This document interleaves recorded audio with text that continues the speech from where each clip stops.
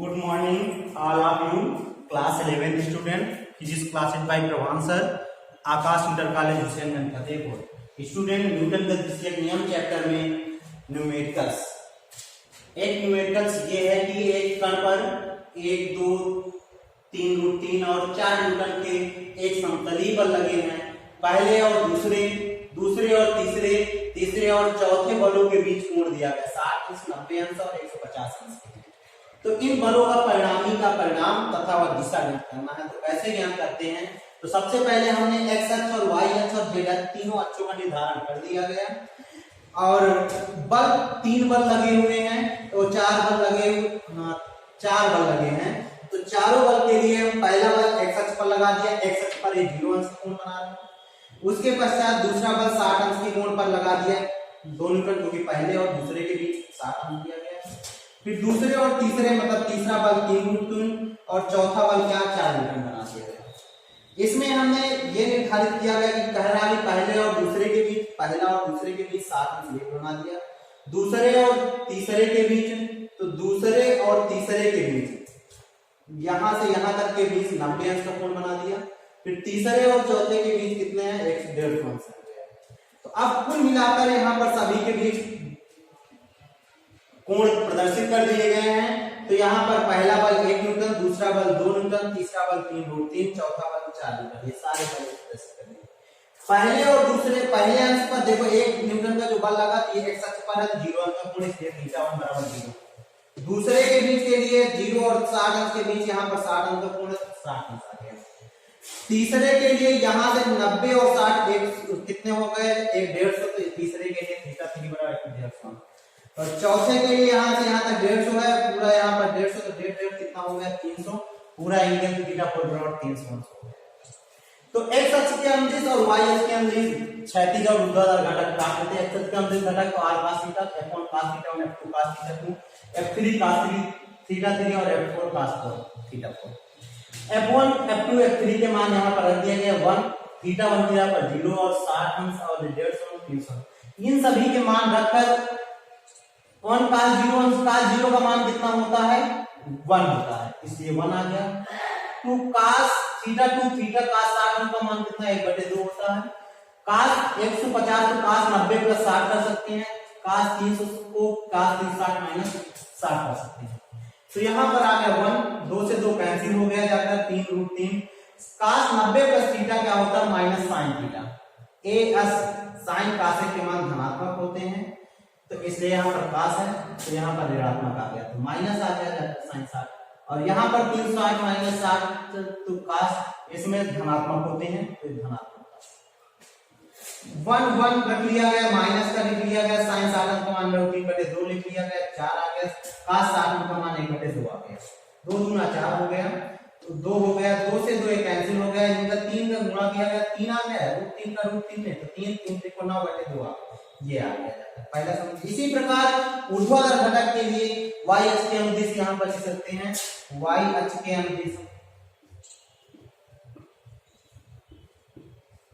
तो यहाँ पर r sin थीटा निकाल लेते हैं। तो f1 sin theta 1 plus f2 sin theta 2 plus f3 sin theta 3, f4 sin theta 4। इसी प्रकार f1 f2 के मान और थीटा के मान सभी के रख लेते हैं। रखने के पश्चात क्या प्राप्त होता है? यहाँ से ध्यान देंगे, sin 0 का मान 0 हो गया, sin 60 का मान 3/2। यहाँ पर sin 150 को 90 प्लस 60 लिख दिया गया, 300 को 360 माइनस 60 कर दिया गया, हल किया गया। तो इन सभी को देखो यहाँ पर ये आ गया, 0 पे 0 हो गया, sin 60 का 3/2, तो 2 से 2 कैंसिल, √3 बचा। तो यहाँ पर फिर इसके पश्चात sin 90 प्लस 60 का मतलब किसके बराबर हो गया? cos 60 के। sin 90 प्लस 60 sin 90 प्लस 60 का मतलब यहाँ पर आ जाएगा cos 60 आ जाएगा, सॉरी 90 प्लस थीटा का मतलब यहाँ पर आ गया जाकर cos 60 आ जाएगा, यहाँ पर आ गया cos 60 आ गया। तो cos 60 का मतलब ये 90 sin cos के मान धनात्मक होते हैं, cos 60 इसका मान कितना आएगा? 1/2 आ जाएगा। तो यहाँ पर cos 60 का मान 1/2 हो गया, जाकर यहाँ पर 360 माइनस थीटा में sin cos के मान धनात्मक होते हैं, तो यहाँ पर ये धनात्मक ही आ गया, sin 60 आ गया। cos 60 तो sin 60 का मान √3/2, 2 दूना 4 आ गया। तो यहाँ पर √3 आ गया, 3 √3 यहाँ पर हो जाएगा, इसको यहाँ से गलत है। मान लीजिए यहाँ पर कैलकुलेशन करना है तो कितना आ गया, ये √3 आ गया प्लस 3 √3/2 आ गया प्लस 2 √3 आ गया।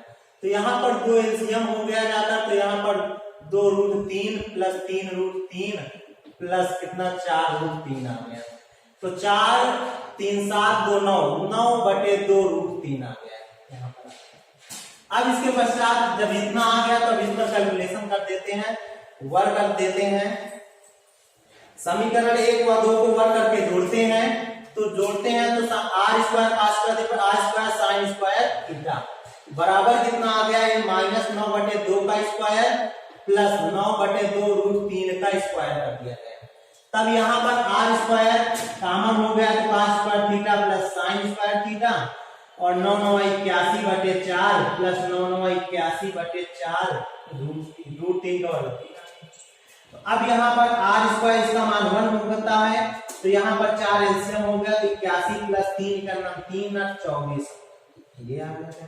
तब r स्क्वायर बराबर कितना आ गया जाकर 3 1 4 हो गया, 8 4 12 हो गया, 2 1 3 हो गया बटे 4 4 से भाग दे दिया गया, 4 8 32 और 4 का नाम 4। तब r का स्क्वायर किया गया तो r का स्क्वायर बराबर है 9 का स्क्वायर, अर्थात r बराबर कितना आ गया जाकर 9 परिमाण निकल आया। इसके पश्चात क्या निकालते हैं, समीकरण 2 भागे समीकरण 1 करते हैं। समीकरण 2 भागे 1 किया गया तो क्या निकला कि r sin थीटा बटे r cos थीटा।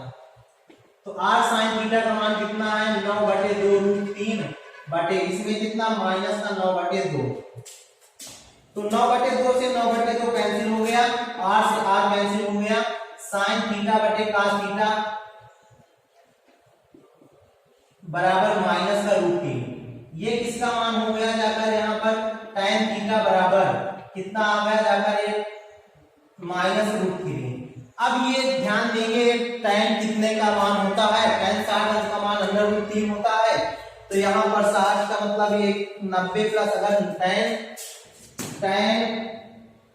120 अंश का मान निकालते हैं तो tan 90 प्लस 60 कर देते हैं, तो यहाँ पर tan किस में बदल जाता है, काट 60 का मान हो जाता है। काट 60 का मान कितना होता है 90 प्लस थीटा मतलब sin का से माइनस का काट 60 का माइनस। तो इसको हम क्या लिख सकते हैं, tan थीटा बराबर लिख सकते हैं tan 120 अंश।